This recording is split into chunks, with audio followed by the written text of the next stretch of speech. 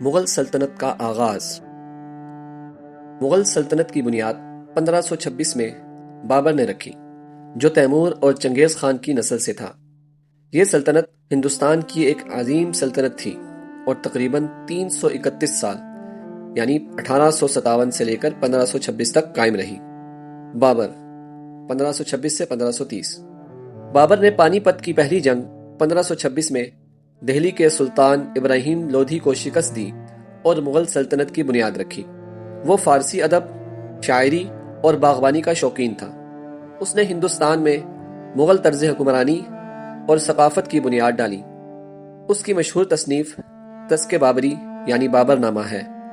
مغل حکمرانوں کی فہرست: بابر 1526 سے 1530 تک، ہمایوں 1530 سے 1540 تک اور 1555 سے 1556 تک، اکبر اعظم 1556 سے 1605 تک، جہانگیر 1605 سے 1627 تک، شاہ جہان 1628 سے لے کر 1658 تک، اورنگزیب عالمگیر 1658 سے 1707 تک، دیگر کمزور حکمران 1707 سے 1857 تک۔ مغل سلطنت کی اہم خصوصیات: نمبر 1، ثقافت اور فن تعمیر۔ مغل دور میں ہندوستان میں اسلامی اور ہندوانہ فن کا امتزاج ہوا۔ تاج محل، لال قلعہ اور جامع مسجد جیسے عظیم الشان فن تعمیر اسی دور کی یادگار ہیں۔ مصوری، خطاطی اور موسیقی بھی ترقی پذیر تھیں۔ نمبر 2، انتظامی ڈھانچہ۔ مغل حکمران ایک مضبوط مرکزی حکومت کے حامی تھے۔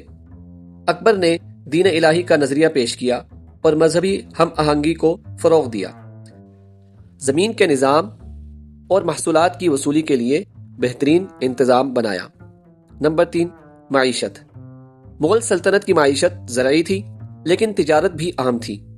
ہندوستان کی مصنوعات جیسے کہ کپاس، مسالے، ہیرے دنیا بھر میں مشہور تھیں۔ نمبر 4، مذہبی پالیسی۔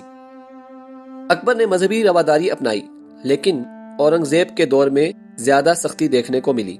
یہ مختلف مذاہب کے ساتھ تعلقات پر اثر انداز ہوئیں۔ زوال کے اسباب: اورنگزیب کی مذہبی سختیاں، غیر مسلموں پر جزیہ لگانا اور دیگر سخت اقدامات عوامی ناراضگی کا سبب بنے۔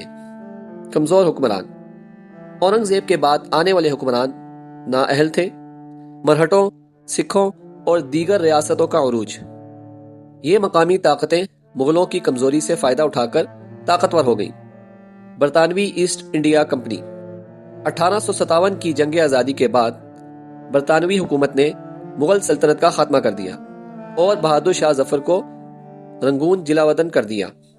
اختتام: مغل سلطنت نے ہندوستان کی تاریخ، ثقافت اور فنون پر گہرا اثر چھوڑا۔ یہ دور فن، تعلیم اور حکمرانی کے اعتبار سے ایک شاندار دور تھا، لیکن اندرونی خلفشار اور بیرونی طاقتوں کے سبب یہ سلطنت ختم ہو گئی۔